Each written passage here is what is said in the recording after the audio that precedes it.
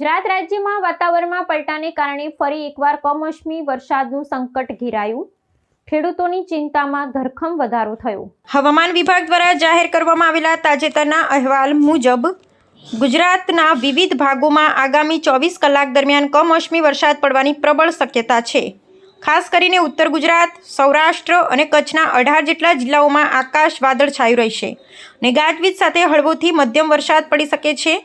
પશ્ચિમી વિક્ષેપની અસર હેઠળ સર્જાયેલા આ ચક્રવાતી પરિભ્રમણને કારણે રાજ્યના વાતાવરણમાં એકાએક પલટો આવ્યો છે। વહેલી સવારથી જ અનેક વિસ્તારોમાં ઠંડા પવનો ફૂંકાવાને કારણે તાપમાનનો પારો ગગડ્યો છે, જેનાથી કાળઝાળ ગરમી વચ્ચે નાગરિકોને મિશ્ર ઋતુનો અનુભવ થઈ રહ્યો છે।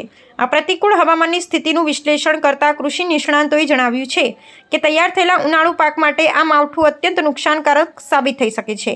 ખાસ કરી કેરી, બાજરી અને તલ જેવા પાકોને કમોસમી વરસાદથી વ્યાપક નુકસાન થવાની ભીતિ સેવાઈ રહી છે। માર્કેટિંગ યાર્ડમાં ખુલ્લામાં પડેલા અનાજના જથ્થાને સુરક્ષિત કરવા માટે વહીવટીતંત્ર દ્વારા આગોતરી સૂચનાઓ જારી કરવામાં આવી છે।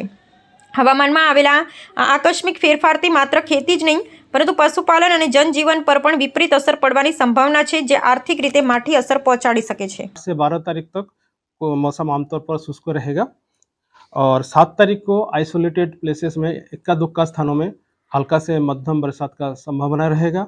इसके साथ आपका आंधी के साथ बिजली गिरने का भी संभावना रहेगा। जो तेज हवा की गति रहेगा 30 से 40 किलोमीटर प्रति घंटा रहने का संभावना रहेगा।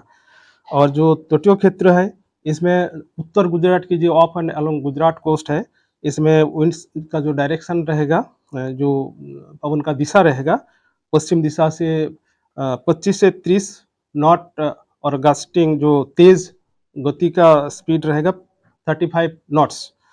और इसका कारण है स्टीप प्रेशर ग्रेडियंट के कारण ये हो रहा है। अहमदाबाद के लिए पार्टली क्लाउडी स्काई रहेगा। जो उच्चतम तापमान है 36 डिग्री सेंटीग्रेड आसपास रहने का संभावना रहेगा।